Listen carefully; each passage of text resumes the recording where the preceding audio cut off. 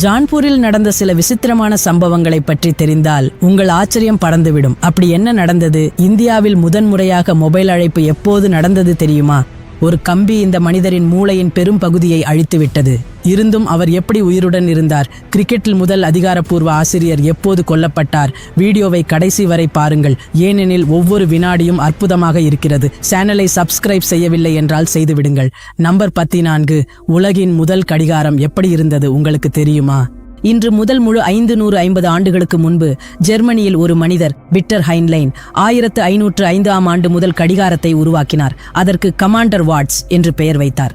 ஆனால் இந்த கடிகாரம் கையில் அணிவதற்கானது அல்ல. உண்மையில் இந்த கடிகாரம் ஒரு வட்டமான பெட்டியைப் போலிருந்தது. அதை மக்கள் தங்கள் கழுத்தில் தொங்கவோ அல்லது ஜேப்பில் வைத்துக் கொள்ளவோ செய்தார்கள். இதுவும் மட்டுமல்ல, இந்த கடிகாரம் நேரம் மட்டும் காட்ட முடிந்தது.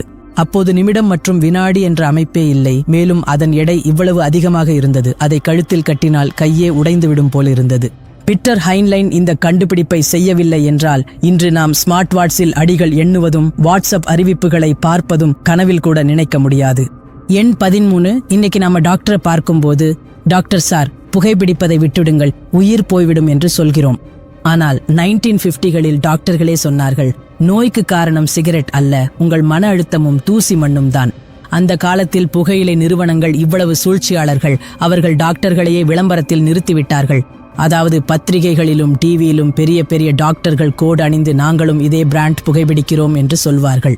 அந்த காலத்தில் மார்ல்பரோ, கேமல் போன்ற பிராண்டுகள் தங்கள் பேக்கெட்டில் டாக்டர் அப்ரூவ் என்று எழுதினார்கள். சிலர் இன்னும் ஒரு படி மேலே போய் எங்கள் சிகரெட் லைட் உங்கள் தொண்டைக்கு கேடு செய்யாது என்று சொன்னார்கள். அண்ணா, கேடு முழு வேகத்திலேயே நடந்து கொண்டிருந்தது.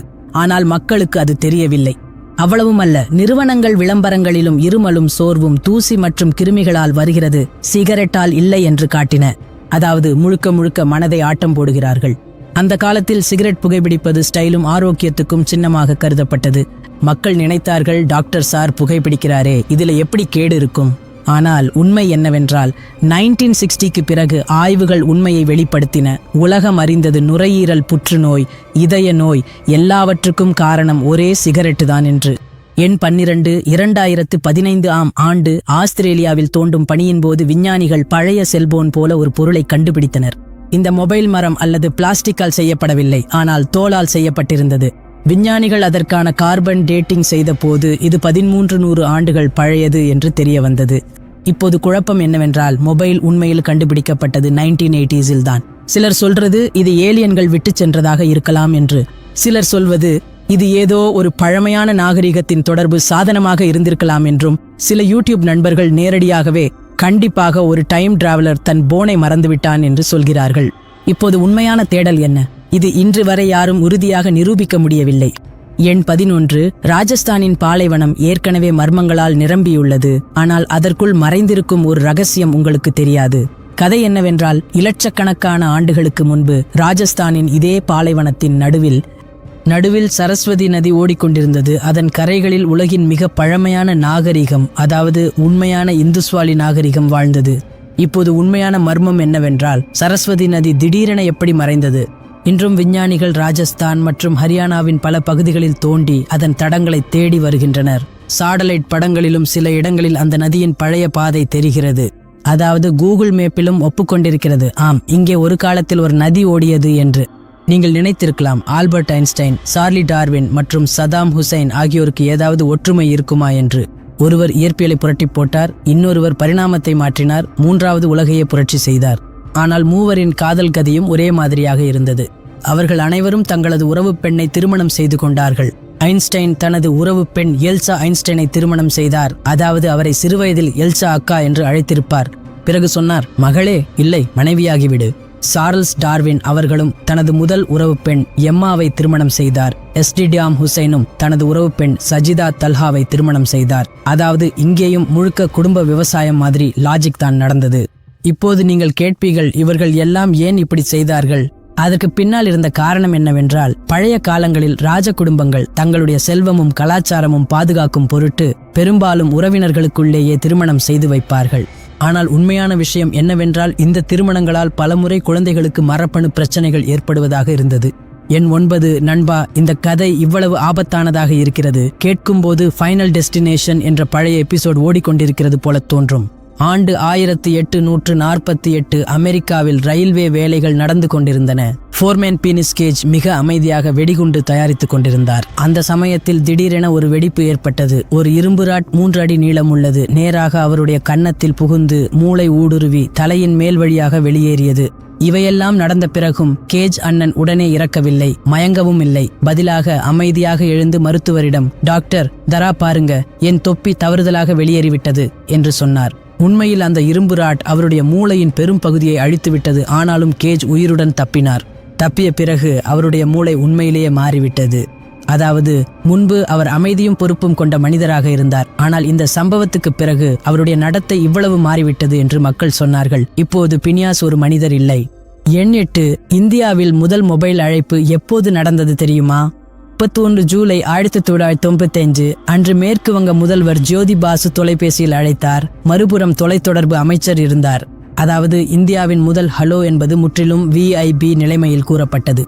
அந்த நேரத்தில் அந்த அழைப்பு 2G அல்லது 3Gயில் இல்லை, அடிப்படை GSM நெட்வொர்க்கில் நடந்தது. மேலும் அந்த மொபைலும் iPhone 15 மாதிரி ஸ்மார்ட் போன் அல்ல, மாறாக ஒரு கனமான பத்திரிகையாளர் பயன்படுத்தும் தொலைபேசி போல் தோன்றும் ஹேண்ட்செட். அதாவது, பேச முடியவில்லை என்றாலும் அந்த மொபைலை கொண்டு கல்லை எறிவதற்காவது பயன்படுத்தி இருப்பார்கள். எண் 7. இன்னைக்கு நாம் IPLல் சிக்ஸர் மேல் சிக்ஸர் பார்க்கிறோம். ஆனால் இது 3 ஜூன் 1877 ஆஸ்திரேலிய வீரர் சாலி ஸ்பேனர்மேன் வரலாற்றில் முதல் சிக்ஸரை அடித்தார். உண்மையில் 1877 சிக்ஸர் அடிப்பதன் அர்த்தம் பந்து பவுண்டரியை கடந்தது என்பதல்ல, பந்தை நேராக மைதானத்துக்கு வெளியே எறிய வேண்டும் என்பதாக இருந்தது. அதாவது, பெனர்மேன் அண்ணன் அந்த அளவுக்கு பெரிய ஷாட் அடித்தார், பந்து நேராக ஸ்டேடியம் வெளியே போய்விட்டது. நம்பர் 6. நீங்கள் அறிந்திருக்கிறீர்களா உலகிலேயே பழமையான செருப்பு எது என்று? இதை பாருங்கள். இந்த செருப்பு ஒரு குகையில் கிடைத்தது. இதன் வயது முழுக்க 5500 ஆண்டுகள். அதாவது, அந்த மனிதன் சக்கரத்தை கூட சரியாக பயன்படுத்த தெரியாத காலம்.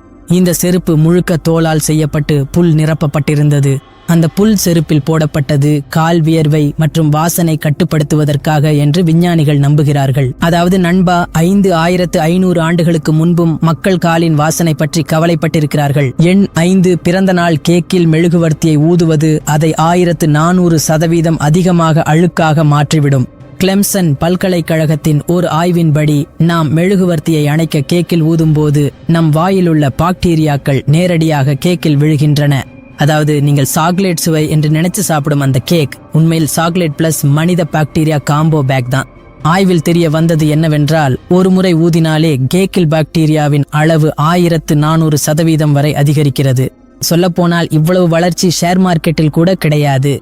நம்பர் 4. உலகத்தில் மக்கள் முடியை வளர்த்து சிங்கம் மாதிரி தோன்ற விரும்புகிறார்கள். ஆனால் கனடாவில் வசிக்கும் சர்வர் சிங் தனது தாடியால் உலக சாதனை படைத்துள்ளார். அவரது தாடியின் நீளம் முழுவதும் 8.25 அடி உள்ளது. அதாவது, தாடி இவ்வளவு நீளமாக இருக்கிறது என்பதால் ஆட்டோ ரிக்ஷாவில் உட்காரும் போது கூட தனியாக ஒரு சீட் வேண்டும். இந்த தாடி அவருக்கு கின்னீஸ் உலக சாதனையை பெற்றுத்தந்தது. இன்று அவருடைய தாடி பூமியில் எந்த மனிதரையும் விட அதிக நீளமாக உள்ளது.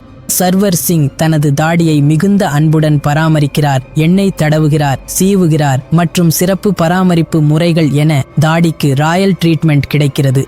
3. SBI வங்கியின் நீல லோகோ உண்மையான வாழ்க்கையிலும் உள்ளது. இந்தியாவின் மிகப்பெரிய பொது வங்கி SBIயின் லோகோ உண்மையில் அகமதாபாத் நகரில் உள்ள கங்கரியா ஏரியிலிருந்து எடுத்தது. அங்கேயே மக்கள் சுத்திக் கொண்டு படகு சவாரி செய்து கோல்கப்பா சாப்பிடச் செல்கிறார்கள். லோகோவின் வட்ட வடிவம் அந்த ஏரியை குறிக்கிறது. மேலும் நடுவில் உள்ள சிறிய கோடு என்பது ஏரியின் நடுவில் உள்ள பாதையை குறிக்கிறது. தீபம் வரை செல்கிறது. அதாவது நண்பா, நீங்கள் வங்கியில் கணக்கு திறக்கும் போது உண்மையில் நீங்கள் தளபத்தின் பங்கை கொண்டிருக்கிறீர்கள். 9/1971 SBI இந்த லோகோவை ஏற்றுக்கொண்டது. வங்கியும் வாடிக்கையாளர்களும் தங்கள் மையத்துடன் இணைந்திருப்பதை காட்டுவதற்காக. அதாவது, பணம் யாருடையதாக இருந்தாலும் இறுதியில் எல்லாம் SBIயின் தளபத்தில் தான் வந்து சேரும். 2. நீங்கள் ஒருபோதும் கவனித்திருக்கிறீர்களா பேனாவின் துடுப்பில் மேல் ஒரு சிறிய துளை ஏன் இருக்கிறது என்று? உண்மையில் இதற்கு பின்னால் ஒரு அற்புதமான உயிரை காப்பாற்றும் ரகசியம் உள்ளது. குழந்தைகள் அல்லது முதியவர்கள் பலமுறை பேனாவின் துடுப்பை கடிக்கத் தொடங்குகிறார்கள். தவறுதலாக அதை விழுங்கி விடுகிறார்கள். இப்போது நினைத்து பாருங்கள், துடுப்பு கழுத்தில் சிக்கிக்கொண்டால் காற்று அடைப்பு, அதனால் மனிதனும் முடிவடைகிறான். அதனால் தான் பேனா தயாரிக்கும் நிறுவனங்கள் புத்திசாலித்தனமாக நடந்து துடுப்பின் மேல் ஒரு சிறிய துளை வைத்துள்ளன. இதனால் துடுப்பு சிக்கினாலும் காற்று செல்ல சிறிது வழி இருந்து கொண்டிருக்கும்.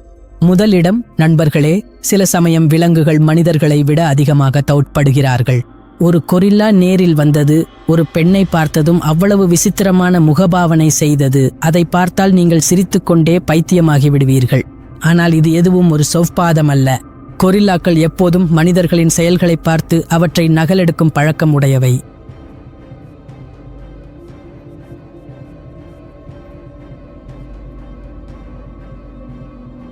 இது வெறும் விளையாட்டுக்காக மட்டுமல்ல, இவை மிகவும் புத்திசாலி மற்றும் ஆர்வமுள்ளவைகளும் கூட. சில நேரங்களில் மனிதர்களுக்கு முன்பாக விசித்திரமான செயல்கள் செய்கிறார்கள். திடீரென்று தங்கள் மார்பில் கையை அடித்து, பாருங்கள் நான் எவ்வளவு பெரியவன் என்று காட்டுகிறார்கள். மனிதர்களுக்காக மட்டுமல்ல, கொரில்லாக்கள் தங்கள் சொந்த சமுதாயத்திலும் இப்படி பைத்தியமான செயல்கள் செய்கிறார்கள். விளையாட்டு, கேலி, குறும்பு மற்றும் மனிதர்களின் செயல்களை நகலெடுப்பது. இதனால் இந்த விலங்குகள் அருமையான நடிகர்களாகவும் இருக்க முடியும். அப்படியென்றால் நண்பர்களே, இங்கேதான் முடிகிறது. அடுத்த வீடியோவில் சந்திப்போம். அதுவரை பை.